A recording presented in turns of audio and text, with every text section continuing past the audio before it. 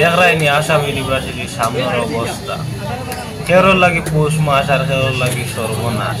এনেই কেন কইলাম এখন বহুত আশা লইয়া গেছেন চাকরি দরতা পয়লা নম্বর হইল বাড়ি মায়ে একটা আশা লইয়া বাদ ভয় কোথায় চাকরি ধরবো, মা বাপে আশা লইয়া বাদ চাকরি ধরবো, পরীক্ষা দেওয়ার গেছে।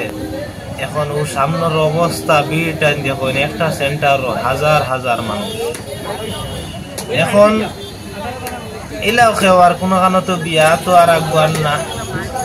কেন যদি গার্লফ্রেন্ডটা হয়েছে তাই কইতরা রে তোমার পরীক্ষা কিতা হয়েছে, ভালো হয়েছে নি না, পরীক্ষা ভালো হয়েছে না, তো কিতা করা যায় যে তুমি তোমার রাস্তা ধরো আমি আমার রাস্তা।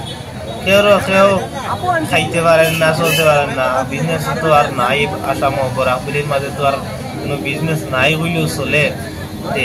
কোনো যেন একটা বালা কোম্পানি নাই, ইন্ডাস্ট্রি কিছু নাই যে কাম করতাম। এখন কিতা করতাম তো চাকরির পিছনে স্বাভাবিক।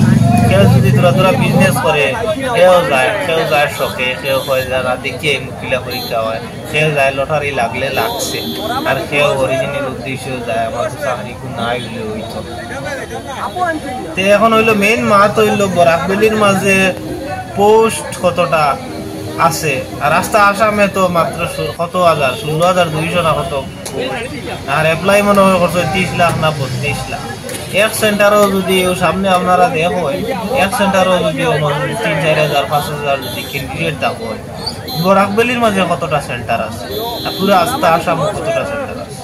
আরো ওখান থেকে বাড়িয়ে আমার তো লাগে না 1,000-এর মাঝে মানে ওই গাড়ি আমার তো ডাউট আছে। তো এর লাগে কই আর খেরোর পৌষ মাস আর খেরোর সর্বনাশ।